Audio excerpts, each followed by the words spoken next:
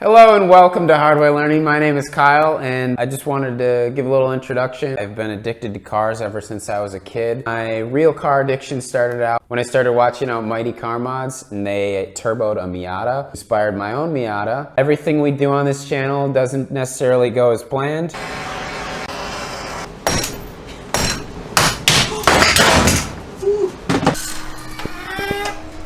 Something's making noise. See leaks? Yeah, I'd stop it. We've recorded basically anything we've done to my Miata, which is transmission, suspension, turboing it. My buddy's RS3, which we've done full bolt-ons and also full Meltdown.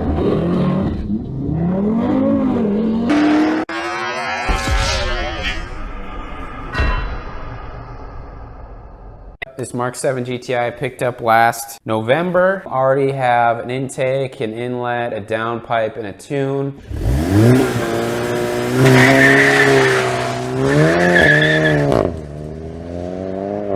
This summer, or soon really, hoping to add an intercooler, rear sway bar, and some springs to lower it, and then I'll probably need to get some stickier tires in these all seasons that it came with. We've done Crown Rally.